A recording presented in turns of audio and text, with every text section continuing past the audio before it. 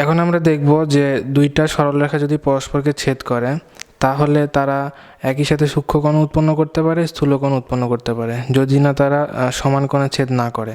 যদি সমান কোণে ছেদ করে তাহলে সমকোণ উৎপন্ন হবে, আর সমান কোণে ছেদ না করলে তাহলে একটা সূক্ষ্মকোণ আর একটা স্থূলকোণ উৎপন্ন হবে। তো এই যে দুই ধরনের কোণ উৎপন্ন হচ্ছে, তো আমরা আসলে দেখতে যাব আসলে কোন একটা বিন্দু স্থূলকোণে অবস্থিত নাকি সূক্ষ্মকোণে অবস্থিত। তো আমি এখানে দুইটা সরলরেখা আঁকছি। দেখো, এই দুইটা সরলরেখা পরস্পরকে মানে অসমকোণে ছেদ করছে, যার কারণে একটা সূক্ষ্মকোণ তৈরি হয়েছে। মানে একই অ্যাঙ্গেলের দুইটা সূক্ষ্মকোণ উৎপন্ন হয়েছে আর দুইটা স্থূলকোণ উৎপন্ন হয়েছে।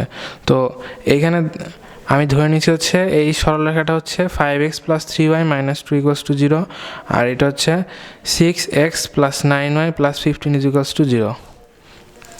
তো এখন যদি বলা হয় যে কোনো একটা বিন্দু সে 3,5, এটা যদি xy স্থানাঙ্ক হয় তাহলে এই বিন্দুটা এখানে অবস্থিত, আর এটাকে 0, 0 মূল বিন্দু ধরে নিয়েছি। তাহলে এই বিন্দুটা আসলে কি সূক্ষ্মকোণে অবস্থিত নাকি স্থূলকোণে অবস্থিত, তো সেইটা বের করতে হবে। তো আমরা তো গ্রাফে আঁকানোর জন্য না, আমরা ডাইরেক্টলি ইকুয়েশন দেখেই বুঝতে চাই যে আসলে সূক্ষ্মকোণে অবস্থিত নাকি স্থূলকোণে। তো এইটার জন্য যেটা করব সেটা দেখো, সর্বপ্রথম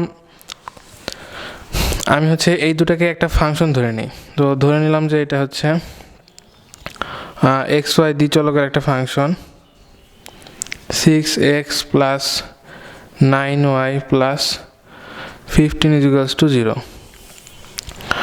আর একটা ধরে নিচ্ছি হচ্ছে, আর একটা ফাংশন ধরে নিলাম হচ্ছে xy দ্বিচলকের, এইটা নিচ্ছি হচ্ছে 5x + 3y - 2 = 0। আচ্ছা, এই দুইটা ফাংশনের দিকে একটু তাকাও। তো এই দুইটা ফাংশন নিয়ে আমি কাজ করব, আসলে দেখব যে কোনো একটা বিন্দুকে যদি কোনো একটা বিন্দুর মাধ্যমে আসলে বোঝা যায় কিনা যে আসলে এই বিন্দুটা সূক্ষ্মকোণে অবস্থিত নাকি স্থূলকোণে অবস্থিত। তো তার আগে একটা ছোট ক্যালকুলেশন করে নিই। তো ক্যালকুলেশনটা এরকম যে ধরে নেই একটা সরলরেখা হচ্ছে y = mx + c। আচ্ছা, এই একই সরলরেখাকে মিন করে এরকম আরেকটা সরলরেখা ধরতে পারি যে এরকম যে x + by + c = 0। তো দেখো যে এই দুটো সি দেখতে একই রকম, তো আমি একটু সেপারেট করে নিই। তো এটাকে সি প্রাইম দিয়ে মিন করলাম। তাহলে আমি এখন দেখব যে আসলে এই যে সি প্রাইম, যেটা এই সি প্রাইমটা কি আসলে একটা সরলরেখাকে ডিফাইন করে না যে আসলে এটা y অক্ষকে কতটুকু অংশে ছেদ করছে। মানে সি প্রাইমকে যদি আমি বাড়াই তার মানে কি সরলরেখা কি বাড়বে, মানে y অক্ষ বরাবর তার হাইট বাড়বে। আর সি বারকে যদি আমি কমাই তাহলে কি y অক্ষ বরাবর সে নিচে নামতে থাকবে আস্তে আস্তে। তো এটাই তো এটার ক্যারেক্টারিস্টিক্স। তো এখন যেটা দেখব যে আসলে এই সরলরেখা দ্বারা, মানে আমরা তো সবগুলা সাধারণ সমীকরণ হিসেবে লিখছি, তো এই সরলরেখাটাকে আমি কী করব, এই ফর্মে দিব। তাহলে সেটা দেখতে এরকম হবে যে by = -ax - c, অর্থাৎ y = -a/b x + -c/b। তাহলে দেখো এখানে সি প্রাইম যেটা, এখানে -c/b সেম জিনিস। তো সেম জিনিস হইলে দেখো যে এইখানে যদি আমি হচ্ছে সি বার দ্বারা যদি -c/b-কে বোঝাই, দেখো যদি সি এর পরিবর্তন হয় তার মানে কি সি বারেরও পরিবর্তন হচ্ছে, মানে সি প্রাইমেরও পরিবর্তন হচ্ছে। তো এইখানে দেখো যে সি প্রাইমটা আসলে হচ্ছে -c/b, আর যদি আমি সি এর পরিবর্তন ঘটাই তাহলে সি প্রাইমেরও চেঞ্জ হবে, কারণ হচ্ছে সি প্রাইম সমান -c/b। আর এখানে সিটা কি একটা সরলরেখার ধ্রুবক পদ, মানে এই যে সাধারণ ইকুয়েশন যেটা সেটা ধ্রুবক পদ। তো সেইটা যদি হয়, দেখো এখানে একটা সরলরেখা আছে আর এখানে আরেকটা সরলরেখা আছে। তো এই সরলরেখা দ্বারা কি ধ্রুবক পদ আছে 15 আর -2। আচ্ছা, এদের যদি পরিবর্তন ঘটানো হয় তার মানে কি এই সরলরেখা কি y অক্ষ বরাবর যে পজিশন সেটার পরিবর্তন হচ্ছে, মানে কি মানে এইটার হিসাবে যদি চিন্তা করি, এইটার হিসাবে চিন্তা করলে সি প্রাইমের পরিবর্তন হচ্ছে, মানে কি এখানে সি এর পরিবর্তন হচ্ছে। মানে উল্টাভাবে যদি বলি যে সি এর যদি পরিবর্তন হয় সি প্রাইমের পরিবর্তন হচ্ছে। আর মানে সি এর পরিবর্তন মানে হচ্ছে যে ধ্রুবক পদের পরিবর্তন, আর সি প্রাইমের পরিবর্তন মানে কি y অক্ষ বরাবর কি তার কি পজিশন কি চেঞ্জ হচ্ছে, মানে ছেদক অংশ চেঞ্জ হচ্ছে। আর এইসব সরলরেখার ক্ষেত্রেও একই কথাই যে এখানে ধ্রুবক পদ মানে কি সি, এদের যদি সি চেঞ্জ করি তার মানে এদের যেই ওয়াই অক্ষ বরাবর যে তাদের পজিশন মানে হচ্ছে ছেদক অংশ সেটাও চেঞ্জ হবে। আচ্ছা, এতটুকু যদি মানে ছোট ক্যালকুলেশন যদি বুঝতে পারো, তাহলে এখন দেখো যে এই সরলরেখাগুলোর জন্য আমি একটা পয়েন্ট নির্ধারণ করছি যে হচ্ছে 3,5। এই 3,5-এর জন্য আসলে কী হবে, 3,5কে আমি হচ্ছে এই সরলরেখার যে ফাংশন এফ জি এদের এখানে বসাই দিয়ে দেখবো যে এদের ফাংশনাল ভ্যালু কী অবস্থা। আচ্ছা, এখানে পয়েন্টটা হচ্ছে 3,5। এই পয়েন্টের জন্য হচ্ছে এই যে ফার্স্ট যে সমীকরণ আছে মানে ফার্স্ট যে সরলরেখার সমীকরণ আছে এইটার ফাংশনাল ভ্যালুটা বের করবো। তাহলে যেটা হবে দেখো 3,5 পয়েন্টের জন্য এটা ফাংশনাল ভ্যালুর মান আসবে হচ্ছে, হিসাব করলে পাবো হচ্ছে 78। আর হচ্ছে যখন আমি হচ্ছে জি ফাংশনের কথা চিন্তা করব তার জন্য 3,5-এর মান আসবে, আচ্ছা তার জন্য মান আসবে হচ্ছে 28। তাহলে দেখো এইখানে আসলে কি মিন করতেছে যে এই যে 3,5 এই পয়েন্টটা বসাই দিলে, এই 3,5 এই পয়েন্টটা বসাই দিলে এই মান আসছে 78, মানে হচ্ছে এটা দ্বারা বোঝাচ্ছে এফ 3,5 এই যে ফাংশনের যে ফাংশনাল ভ্যালু এটার সাথে যদি আরও 78 যদি মাইনাস করি, অর্থাৎ -78 ধ্রুবক পদ যদি বাড়ায়, তবে অবশ্যই কি হবে, এইটা ওই সরলরেখা ওই বিন্দুগামী হবে। মানে হচ্ছে এফ 3,5কে যদি -78 অ্যাড করে দেয় তাহলে ইকুয়ালস টু 0 হবে। দ্যাটস মিন করতেছে এই যে সরলরেখা আছে 6x + 9y + 15 = 0, এফ ফাংশনের যে ফাংশনাল ভ্যালু 78 আসছে, মানে এই সরলরেখার ক্ষেত্রে যদি আমি 78 যদি মাইনাস করি তখন এই সরলরেখাটি কি এই 3,5 বিন্দুগামী হবে। আচ্ছা, আমি আবার রিপিট করতেছি যে এই মানে সরলরেখার জন্য যে দ্বিচলক বিশিষ্ট ফাংশন এফ আছে, এই এফ যদি 3,5 বিন্দুগামী হতে হয় তাহলে কি অবশ্যই একে তার ধ্রুবক পদকে -78 মানে 78 পরিমাণ রিডিউস করতে হবে। এই জন্য এই ফাংশনের ফাংশনাল ভ্যালু আসছে 78। তাহলে তোমরা অবশ্যই বুঝতে পারছো যে এই সরলরেখা যদি এই বিন্দুগামী হইতে চায় তাহলে কি অবশ্যই তার যে ধ্রুবক পদ এই ধ্রুবক পদকে 15 থেকে মানে 78টা বাদ দিতে হবে, তখনকার এই সরলরেখা এই বিন্দুগামী হবে।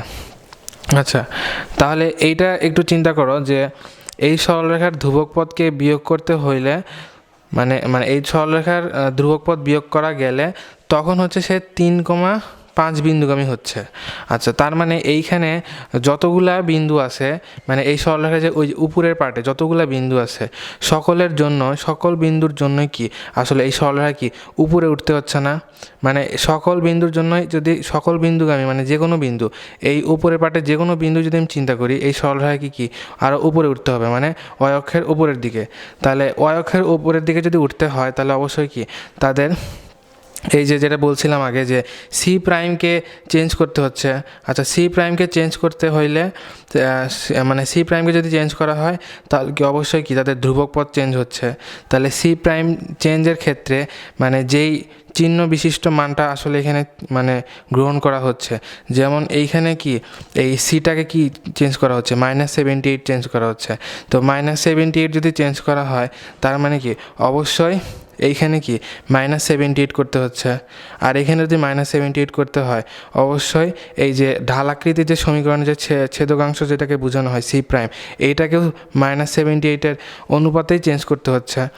তার মানে হচ্ছে একটা সরলরেখা একটা বিন্দুগামী হইতে হইলে যদি এটার মানে ধ্রুবক পদকে চেঞ্জ করতে হয়, মানে এর ঢালটাকে যদি এটার ধ্রুবক পদকে যদি চেঞ্জ করতে হয় তাহলে যদি তাকে উপরে উঠতে হয় তাহলে অনুরূপ যতগুলা বিন্দু এই পাশে আছে মানে 3,5 যেই পাশে আছে সেই পাশে সকল বিন্দুর জন্য কি এই সরলরেখাকে উপরের দিকে উঠতে হচ্ছে, আর তাদের জন্য প্রত্যেকেরই একই চিহ্ন বিশিষ্ট ধ্রুবক পদ বৃদ্ধি করতে হবে। মানে উপরে উঠতে গেলে যদি তাদেরকে -78 পরিমাণ যদি বাড়তে হয় 3,5 বিন্দুগামী হতে হলে, এই 3,5 বিন্দু যেই পাশে আছে সেই পাশে যতগুলা বিন্দু আছে সবগুলা বিন্দুর জন্যই কি তাকে অবশ্যই এইরকম ধ্রুবক পদকে মানে রিডিউস করতেই হচ্ছে, কারণ ধ্রুবক পদ রিডিউস করলেই এই সরলরেখাকে ওয়াই অক্ষের উপরে উঠানো যাচ্ছে।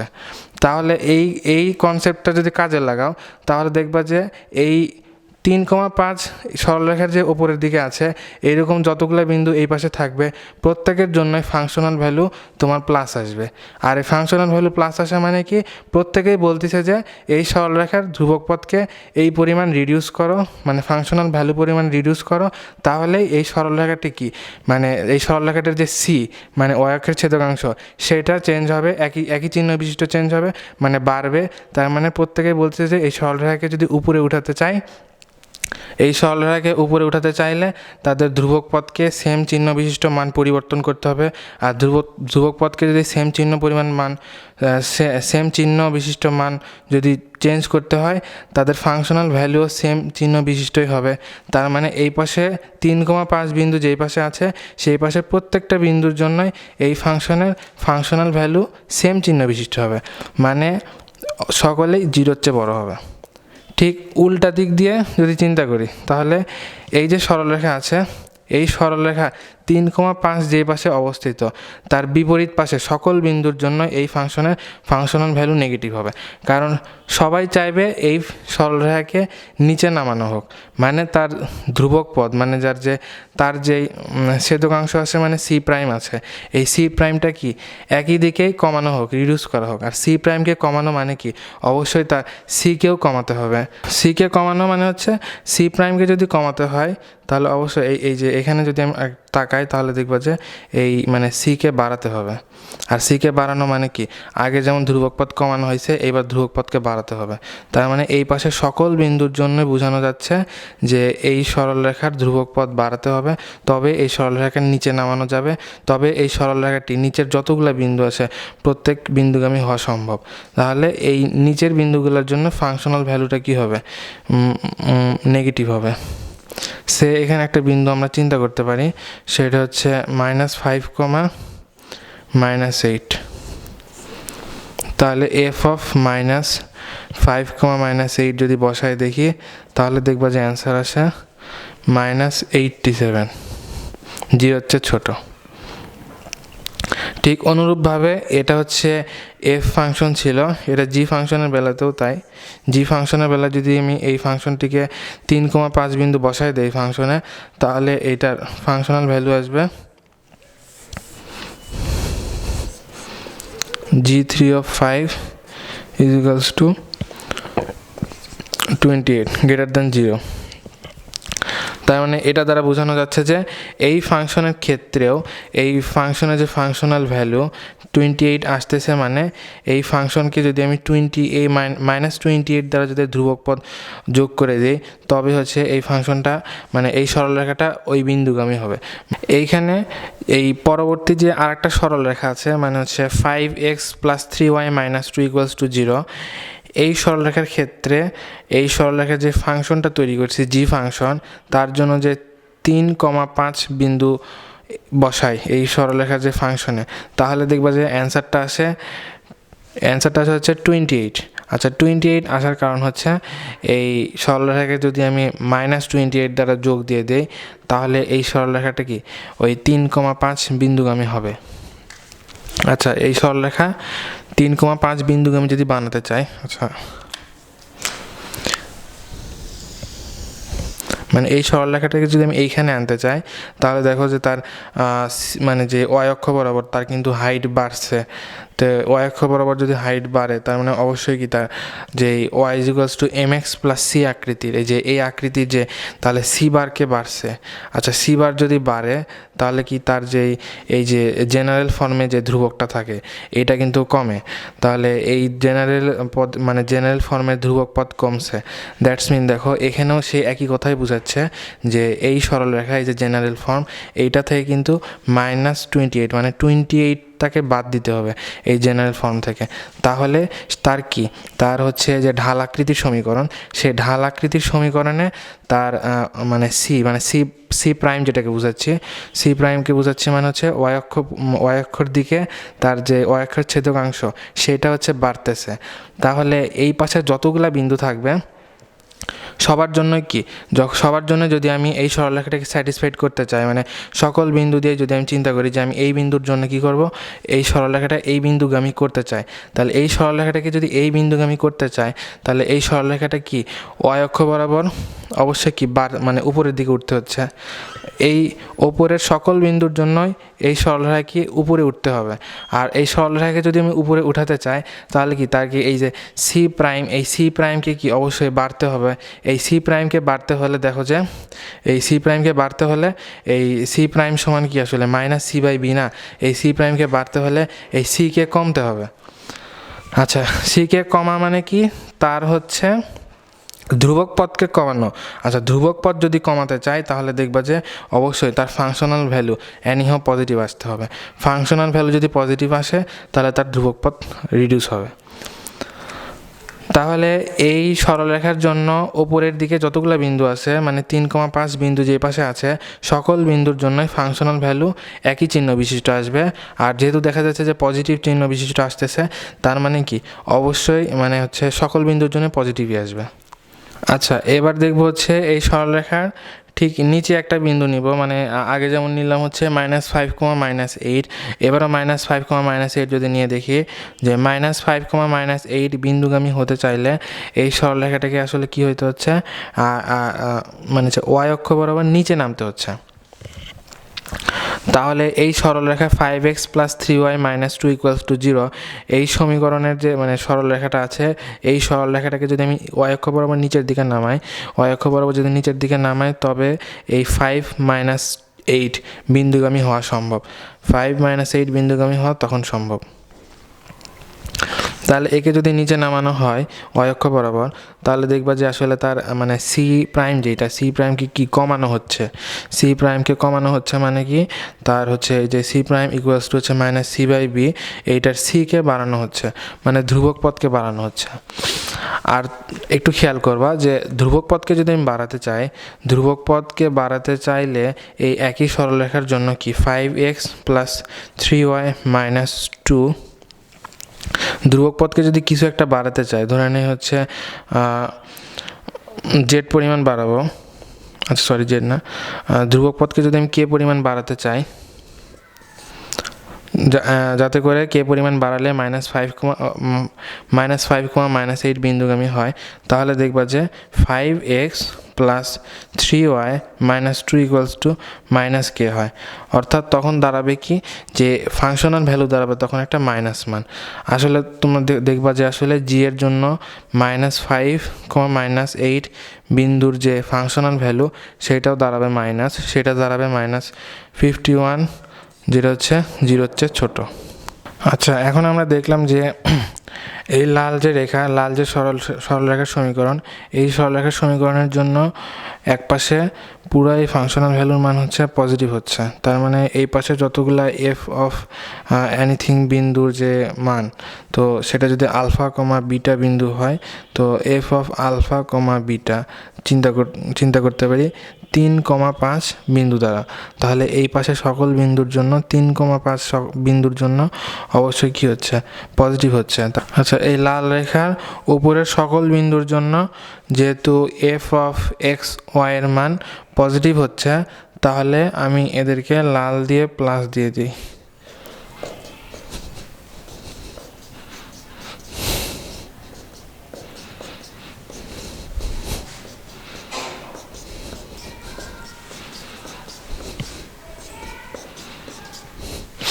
তাহলে বিপরীতভাবে এই পাশে সকল বিন্দুর জন্য, যেমন হচ্ছে -5, -8 বিন্দু নিয়ে দেখছি যে -87 হয়, তার মানে এই পাশে সকল বিন্দুর জন্যই এই যে এফ অফ এক্স ওয়াই এর মান নেগেটিভ হবে।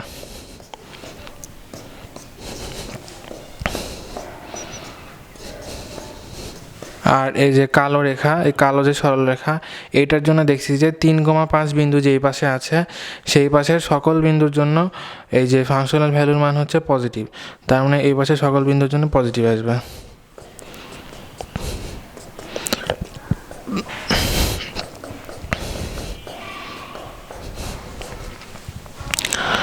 আর এই যে কালো সরল রেখার বিপরীত মানে হচ্ছে 3,5 বিন্দু যে পাশে আছে তার বিপরীত সকল বিন্দুর জন্য মান আসবে নেগেটিভ।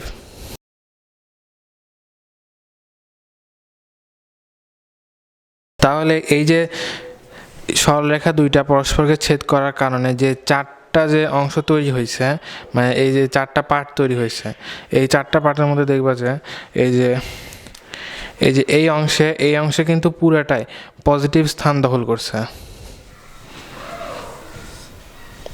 এই স্থানে পুরোটাই পজিটিভ স্থান দখল করছে, মানে এই পাশের স্থূলকোণ অংশে F of alpha comma beta সেটাও greater than 0, G of alpha comma beta সেটাও গ্রেটার দেন 0। আর আলফা কমা বিটা বিন্দু যদি আমি এই পাশে চিন্তা করি, তাহলে এই পাশের জন্য দেখবা যে F of alpha comma beta সেইটাও লেস দেন 0 হবে, G of alpha comma beta সেইটাও লেস দেন 0 হবে। আর এই পাশে দেখবো যে F of alpha comma beta F of alpha comma beta হচ্ছে এখানে greater than 0, but G of alpha comma beta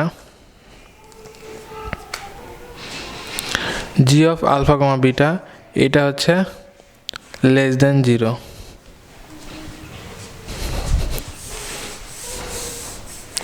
আর এই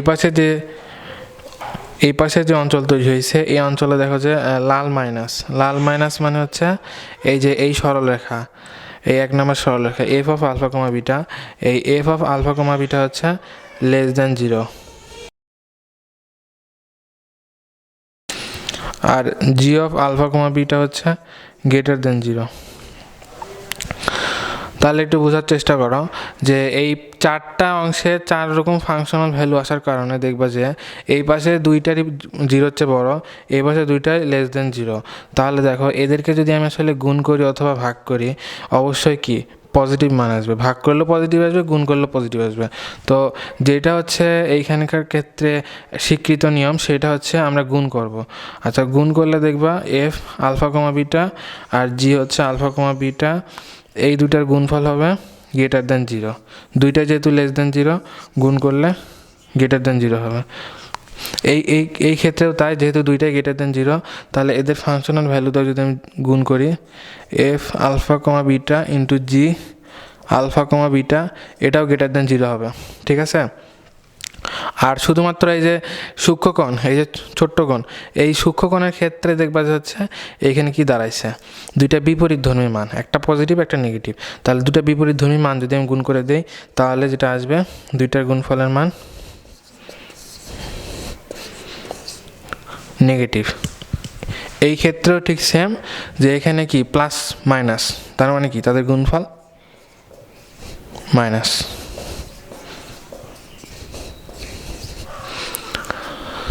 তাহলে দেখো যে এখানে যেটা দাঁড়াইছে যে একই পরিমাণ সূক্ষ্মকোণ এবং একই পরিমাণ স্থূলকোণ দুইটা পরস্পর বিপরীত কোণ সমান, এবং প্রত্যেকটার ক্ষেত্রে দাঁড়াইছে যে একই জিনিস, মানে স্থূলকোণের ক্ষেত্রে উভয়টার ক্ষেত্রে পজিটিভ, আর সূক্ষ্মকোণের ক্ষেত্রে উভয়টার ক্ষেত্রে নেগেটিভ। তার মানে যদি সূক্ষ্মকোণে সে অবস্থান করে তাহলে কি নেগেটিভ হবে। ফাংশনাল ভ্যালুর মান যদি নেগেটিভ হয় তাহলে তারা সূক্ষ্মকোণের মধ্যে অবস্থান করবে, আর ফাংশনাল ভ্যালুর মান যদি পজিটিভ হয় তাহলে তারা স্থূলকোণের মধ্যে অবস্থান করবে। তাহলে এই অ্যানালাইসিসের মাধ্যমে আমরা যেটা বুঝলাম যে দুইটা সরলরেখার ফাংশনে যদি আমি কোনো বিন্দুর মান বসাই, সেই বিন্দুর মান দেওয়ার কারণে দুইটা সরলরেখার যে দুইটা মান আসলো ফাংশনাল ভ্যালু, তাদের গুণফল যদি নেগেটিভ হয় তাহলে তারা মানে ওই বিন্দুকে সূক্ষ্মকোণে অবস্থান করাবে। আর যদি তাদের ওই দুইটা বিন্দুর কারণে মানের গুণফল যদি পজিটিভ আসে তাহলে তারা ওই বিন্দুকে তাদের যে স্থূলকোণ সেখানে বসাবে। তার মানে এখন হচ্ছে এই দুটো সরলরেখা যদি পরস্পরকে ছেদ করে এবং এরা যদি আলফা কমা বিটা বিন্দুগামী হয়, মানে আলফা কমা বিটা বিন্দুগামী আসলে কোথায় অবস্থান করতেছে আমি জানি না, সেই ক্ষেত্রে এই দুইটা যে সরলরেখার সমীকরণ আছে সেই সব সরলরেখার সমীকরণের যে ফাংশন, মানে সকল মানকে এক পাশে পার করে নিয়ে আরেক পাশে শুধুমাত্র 0 রাখলে যেই রাশিটা আসবে সেইটা তার ফাংশন। ওই ফাংশনে আমি আলফা বিটা বিন্দু বসাই দিয়ে একবার হচ্ছে এই সরলরেখার জন্য ভ্যালু বের করব, আর একবার হচ্ছে এই সরলরেখার জন্য বের করে তাদের গুণ দিব। গুণফল যদি মাইনাস হয় তখন তারা মানে যেটা বুঝাবে সেটা হচ্ছে ওই বিন্দুটা হচ্ছে সূক্ষ্মকোণে অবস্থান করতেছে, আর গুণফল যদি 0-র চেয়ে বড় হয় তাহলে তারা বুঝাবে যে ওই বিন্দুটা স্থূলকোণের মধ্যে অবস্থান করতেছে।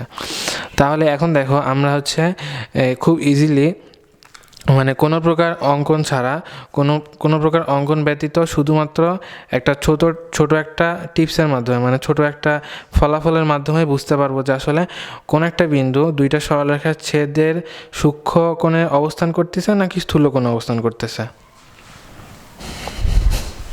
আচ্ছা দেখো, এখন আমরা একটা ম্যাথ দেখি, সেটা হচ্ছে দেখাও যে মূলবিন্দু এবং -2, -1 বিন্দুটি যথাক্রমে 2x - y - 4 = 0 এবং 4x + 2y - 9 = 0 রেখা দ্বয়ের অন্তর্ভুক্ত স্থূলকোণে ও সূক্ষ্মকোণে অবস্থিত। তার মানে যেটা বললাম যে দুইটা সরলরেখা এখানে হয়েছে, একটা হয়েছে 2x - y - 4 = 0, আর একটা সরলরেখা হয়েছে 4x + 2y - 9 = 0, ঠিক আছে। তো এইটা দেখো, এখানে বললাম যে এটা এক পাশে সকল মানগুলা পার করে নিয়ে আসলে যেইটা হয়েছে সেইটা হচ্ছে f of x y function ধরে নিছি 2x - y - 4, আর এটার জন্য যে ফাংশন ধরে নিছি সেটা হচ্ছে g of x, y = 4x + 2y - 9 আচ্ছা -9। আচ্ছা, এই দুই ফাংশনের ক্ষেত্রে বলছি যে আলফা বিটা বিন্দু, তো আলফা বিটা বিন্দুর পরিবর্তে এখানে কি বিন্দু আসছে, একটা আসছে মূল বিন্দু 0,0 আর একটা বিন্দু আসছে -2,1। তো 0,0 বিন্দুর জন্য f of 0,0 আসবে দেখো 2 × 0 - -0 - 4 হচ্ছে -4, ঠিক আছে। আর হচ্ছে g of 0,0 আসছে। এখন আমরা দেখব হচ্ছে পরের যে সরলরেখা, যেটাকে আমি হচ্ছে g of x, y দিয়ে যেটার ফাংশনকে মিন করছি, সেই সরলরেখার জন্য 0 পয়েন্টের ফাংশনাল ভ্যালু আসবে হচ্ছে 4 × 0 + 2 × 0 - 9 = -9। তাহলে দেখো যে f of 0,0 × g of 0,0 = -4 × -9 আসবে হচ্ছে 36। আচ্ছা, 36 কি 0-র চাইতে বড়, মানে পজিটিভ মান। তাহলে দেখো যেহেতু ফাংশনাল ভ্যালু দ্বয়ের গুণফল 0-র চাইতে বড় আসছে, তাহলে তোমরা দেখো যে 0-র চাইতে বড় আসলে যদি অজানা মানে যদি কোনো জানা বিন্দু কি হয়েছে, দুইটা জানা বিন্দুর কারণে দুইটা ফাংশনাল ভ্যালু যদি 0-র চেয়ে বড় আসে, তাহলে তারা কি ওই বিন্দুটাকে স্থূলকোণে অবস্থান করাবে। তাহলে অবশ্যই এই দুইটা সরলরেখা পরস্পরকে যদি ছেদ করে থাকে এবং তারা যদি স্থূলকোণ সূক্ষ্মকোণ তৈরি করে থাকে, তাহলে যেহেতু এই 0,0 মানে মূল বিন্দুটার কারণে এই f of alpha beta into f g of alpha বিটার মান 0-র চাইতে বড় আসছে, তার মানে 0,0 বিন্দুটি স্থূলকোণে অবস্থান করবে।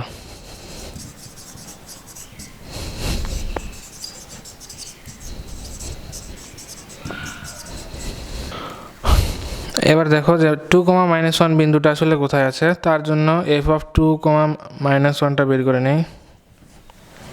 2, -1 আসবে 2, 2 -1 -4, তাহলে এটার মান আসবে 4, আচ্ছা 1 > 0।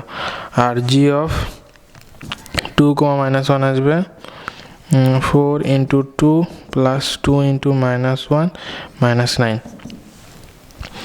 আসবে হচ্ছে -1 -3। এবার দেখো যে f of 2, -1 × g of 2, -1 1 × -3 = -3 <= 0। আচ্ছা, যেহেতু 0 চাইতে বড়, তাহলে ওই শর্তানুসারে আলফা, বিটা বিন্দু যদি সূক্ষ্মকোণে অবস্থান করে, তাহলে এখানে 2, -1 বিন্দুটি সূক্ষ্মকোণে অবস্থান করবে।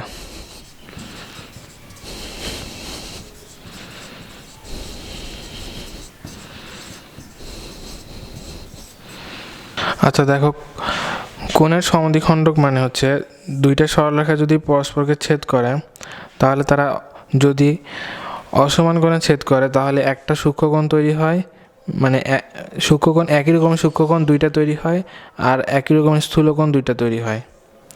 তো যদি এমন হয়, তো আমরা এখন হচ্ছে যে কোনো একটা কোণের সমদ্বিখণ্ডক নির্ণয় করব।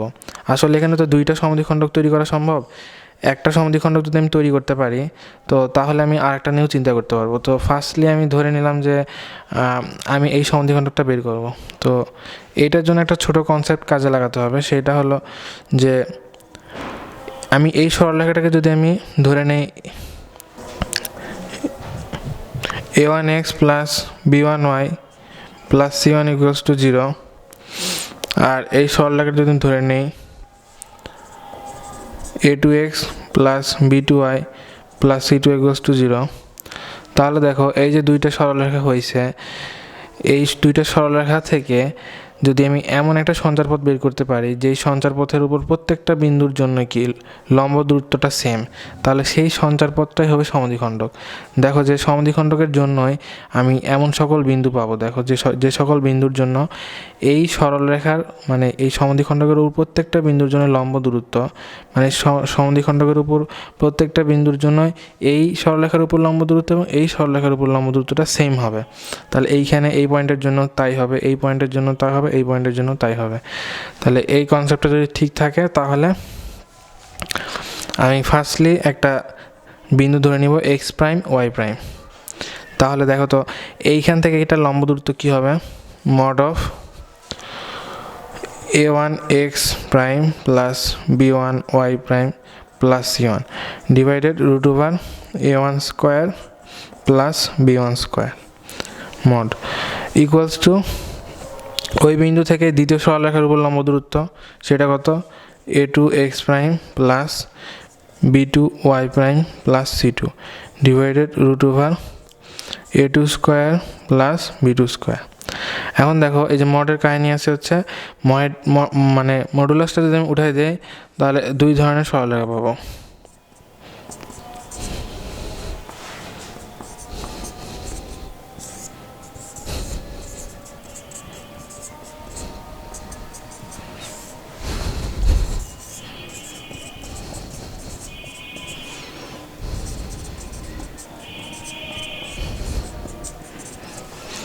তাহলে দেখো এই দুই ধরনের সরলরেখা আসলে কীভাবে মানে শনাক্ত করব। তো এই দুই ধরনের সরলরেখার ক্ষেত্রে আমি আগেই বলে রাখি যে একটা সরলরেখা কী হবে মানে সূক্ষ্মকোণ হবে আর একটা হচ্ছে স্থূলকোণ হবে। কী হবে সেটা একটু বুঝো, মানে প্লাসটা যদি সূক্ষ্মকোণের সমদ্বিখণ্ডক হয় মাইনাসটা হবে কি স্থূলকোণের সমদ্বিখণ্ডক। তো কী হবে সেটা একটু বোঝা যে এর আগে হচ্ছে আমরা দেখছি যদি কোনো সরলরেখা মানে যদি দুইটা সরলরেখা পরস্পরকে ছেদ করে তাহলে চারটা পোর্শন তৈরি হয়। তো এই চারটা পোর্শনের মধ্যে কোনো একটা বিন্দু কোন ভাগে অবস্থিত সেটা নির্ণয় করা যায় একটা ফর্মুলা থেকে, সেটা হচ্ছে F of alpha comma beta into G of alpha comma beta greater than 0 হলে তারা স্থূলকোণে অবস্থান করে, আর F of alpha comma beta into G of alpha comma beta less than 0 হলে সূক্ষ্মকোণে অবস্থান করে। তাহলে দেখো আমি যদি এইটাকে যদি আমি হচ্ছে এফ অফ এক্স ওয়াই ধরি আর এটাকে যদি জি অফ এক্স ওয়াই ফাংশন ধরি, মানে এই ফাংশন দ্বারা এই সরলরেখার যেই মানে সমীকরণ সেইটাকে মিন করতেছে, সেটা হচ্ছে a1x plus b1y plus c1 equals to 0, আর এটা দ্বারা মিন করতেছে a2x plus b2y plus c2 equals to 0। তাহলে এখানে যদি সেই বিন্দুটা আলফা কমা বিটা হয় তাহলে কি বুঝবো, আলফা কমা বিটার জন্য কি f of alpha comma beta গুণন g of alpha comma beta যদি গ্রেটার দেন 0 হয় তাহলে কি এই কোণটা আসলে সূক্ষ্মকোণ, নতুবা যদি মানে লেস দেন 0 হয় তাহলে কি সেটা হচ্ছে সূক্ষ্মকোণ। তাহলে এখন বুঝো যে আমি এমন একটা বিন্দু নিলাম এক্স প্রাইম ওয়াই প্রাইম, তার জন্য এই ফাংশনটাকে যদি আমি f of x comma y দ্বারা বুঝাই আর এইটাকে যদি আমি g of x comma y দ্বারা বুঝাই তাহলে দেখো এখানে যে দুইটা সরলরেখা হলো তার জন্য আমরা কি পাইছি সমদ্বিখণ্ডকের সমীকরণ এইটা হবে। তো এইটা যদি সমদ্বিখণ্ডকের সমীকরণ হয় তাহলে এই পয়েন্ট থেকে এইটার লম্ব দূরত্ব এবং এই পয়েন্ট থেকে এইটার লম্ব দূরত্ব অবশ্যই কি এইটা হবে আর হচ্ছে এইটা হবে, মানে a1 x prime plus b1 y prime plus c1 divided root over a1 square plus b1 square. তো এইখানে সবচেয়ে বড় ইস্যু হচ্ছে যে উপরে লবটা, নিচের হর কিন্তু মোটামুটি ভালো যে পজিটিভ, এটার জন্য পজিটিভ, এটার জন্য পজিটিভ, রুটের মধ্যে একটা মান যেটা আছে সেটার জন্য অবশ্যই পজিটিভ মান, রুটের আগে পজিটিভ। তো উপরেরটা যদি নেগেটিভ হয় দুটাই নেগেটিভ হলো অথবা দুটাই পজিটিভ হলো, সেই ক্ষেত্রে কি আমরা ইকুয়াল লিখতে পারবো, তখন কি আমরা শুধু প্লাস নিব। বাট এদের মধ্যে যদি একটা প্লাস একটা মাইনাস হয়, সেক্ষেত্রে আমাদের অবশ্যই একটা মাইনাস নিতে হচ্ছে। তো কখন দুইটা প্লাস হয় চিন্তা করো, দুইটা প্লাস বা দুইটা মাইনাস হইলে আমরা কি পজিটিভ চিহ্ন নিতে পারবো। তো দুইটাই প্লাস দুইটাই যদি মাইনাস হয়, তাহলে দেখো যে F X prime Y prime আর G X prime Y prime দুইটাই যদি প্লাস হয় অথবা দুইটাই যদি মাইনাস হয়, তাহলে কি তাদের গুণফল কি সবসময় পজিটিভ হয় না। আর গুণফল যদি পজিটিভ হয় তখন কি হয়, আসলে গুণফল পজিটিভ হইলে সেটা স্থূলকোণ হয়। তার মানে যখন এই দুইটা সেম চিহ্ন বিশিষ্ট, তখন আমি কি একটা পজিটিভ চিহ্ন নিব। আর এই দুইটা সেম চিহ্ন বিশিষ্ট হইলে হয় এই দুইটার ফাংশনাল ভ্যালু কি পজিটিভ, অথবা এই দুইটার ফাংশনাল ভ্যালু কি নেগেটিভ। কারণ এইটার দ্বারা কি বোঝাচ্ছে, F of x prime Y prime, আর এইটার দ্বারা কি বোঝাচ্ছে, G of x prime Y prime. তাহলে দেখো এইটাও পজিটিভ, এটা পজিটিভ, এইটাও নেগেটিভ, এটাও নেগেটিভ যদি হয়, তাহলে কি এই এটাও পজিটিভ, এটা পজিটিভ, এটা নেগেটিভ, এটা নেগেটিভ, মানে কি দুইটার গুণফল সবসময় পজিটিভ। আর দুইটার গুণফল যদি সবসময় পজিটিভ হয়, তাহলে আমরা কি জানি, আগের যে কনসেপ্ট একটা বিন্দু নিয়ে চিন্তা করছি, সবসময় স্থূলকোণ হয় না।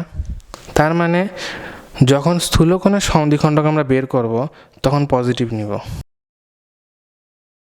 উল্টাভাবে চিন্তা করি, এইটা যদি পজিটিভ এটা যদি নেগেটিভ হয়, অথবা এটা যদি নেগেটিভ এটা যদি পজিটিভ হয়, মানে দুইটা বিপরীত চিহ্ন বিশিষ্ট, তাহলে কি সামনে একটা নেগেটিভ চিহ্ন নিতে হবে।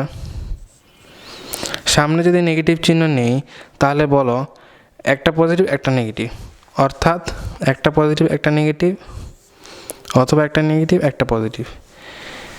সেই ক্ষেত্রে দেখো f of x prime Y prime আর জি of x prime Y prime, এদের যে ফাংশনাল ভ্যালু, এদের যে গুণফল, সেটা কি অবশ্যই নেগেটিভ হবে, জিরোর চেয়ে কম। আর এখন দেখো জিরোর চেয়ে যদি কম হয়ে থাকে, তাহলে কি হয়, আসলে সূক্ষ্মকোণ হয়। তাহলে বলো যে সূক্ষ্মকোণের যে সমদ্বিখণ্ডক, তাদের জন্য কি হবে, আসলে a1 x prime plus b1 y prime plus c1 divided root over a1 square plus b1 square equals to minus a2 x prime plus b2 y prime plus c2 divided root over a2 square plus b2 square। তার মানে এখন আমরা check করব যে বিষয়টা, সেটা হচ্ছে যদি f of alpha comma beta into g of alpha comma beta greater than 0 হয়, তখন সেই বিন্দু যে কোণকে ধারণ করতেছে, মানে যদি কোনো কোণ এই বিন্দুকে ধারণ করে, তাহলে সেই কোণটা কি, আসলে আমরা কি জানি, সেই কোণটা হচ্ছে স্থূলকোণ। আর সেই কোণ যদি স্থূলকোণ হয়, তাহলে স্থূলকোণের সমদ্বিখণ্ডকের ক্ষেত্রে কি প্লাস হয়, সেটা তো প্রুফ করলাম। তার মানে দাঁড়াচ্ছে যে আলফা কমা বিটা বিন্দু ধারণকারী কোনো কোণ যদি পজিটিভ হয়ে থাকে, তাহলে আলফা কমা বিটা দ্বারা যে সিদ্ধ এফ এর মান এবং জি এর মানের গুণফল জিরোর চেয়ে বড় হবে, মানে সেই কোণটা তখন স্থূলকোণ হবে। আর কোণ যদি স্থূলকোণ হয়, তাহলে আমরা কি দেখলাম, এখানে কি সমদ্বিখণ্ডকের সূত্রে প্লাস হয়। তাহলে দেখো তোমরা যে যদি স্থূলকোণের সমদ্বিখণ্ডক বললে প্লাস নিব, আর সূক্ষ্মকোণের বললে মাইনাস নিব। স্থূলকোণের বললে প্লাস নিব, তখন অবশ্যই কি হবে, যে বিন্দুটা স্থূলকোণে অবস্থান করবে সেই বিন্দু দ্বারা অবশ্যই এফ ফাংশনের সিদ্ধ মান, সেটা যে আলফা কমা বিটা বিন্দু হয়, গ্রেটার দেন 0 হবে। আর সূক্ষ্মকোণ বললে মাইনাস নিব, যদি যে বিন্দুটা সূক্ষ্মকোণকে ধারণ করতে চায় সেই বিন্দুর জন্য ফাংশনাল ভ্যালু দ্বয়ের মানের গুণফল নেগেটিভ হয়। এখন দেখো যে এখানে দুইটা সরলরেখা হয়েছে, একটা এফ এক্স কমা ওয়াই, একটা জি এক্স কমা ওয়াই। তো a1x plus b1y plus c1 equals to 0, a2x plus b2y plus c2 equals to 0। তো রেখাদ্বয়ের অন্তর্ভুক্ত কোণদ্বয়ের মানে একটা বিন্দু থাকবে পি আলফা কমা বিটা বিন্দু ধারণকারী কোণটির সমদ্বিখণ্ডকের সমীকরণ তাহলে হবে a1x plus b1y plus c1 divided root over a1 square plus b1 square equals to a2x plus b2y plus c2 divided root over a2 square plus b2 square. আচ্ছা, এটা plus নিব যখন কি এই যে F of alpha comma beta into G of alpha comma beta greater than 0 হচ্ছে। এর আগে আমরা কি একটা বিন্দু নিয়ে দেখছি এক্স প্রাইম ওয়াই প্রাইম, সেইটাকে আলফা কমা বিটা হিসেবে চিন্তা করছি।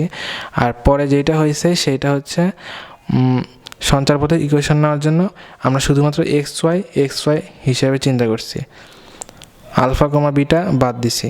তো এরপরেও কি হবে যে মাইনাস যখন নিব তখন কি মাইনাস তখনই নিতে পারবো যখন আলফা কমা বিটা বিন্দুটা জন্য এফ ফাংশন এবং জি ফাংশনের যে স্যাটিসফাইড যে মান মানে এফ আলফা কমা বিটা জি আলফা কমা বিটা এদের গুণফল মাইনাস হয়, তখন আসলে কি হবে আমরা মাইনাস চিহ্নটা নেব। কারণ মাইনাস যখন হবে তখন একটা প্লাস একটা মাইনাস একটা মাইনাস একটা প্লাস হবে, তো তখন এদেরও মান একটা প্লাস একটা মাইনাস হবে, যার কারণে আমি একটা মাইনাস নিয়ে জিনিসটাকে সমতা বিধান করব।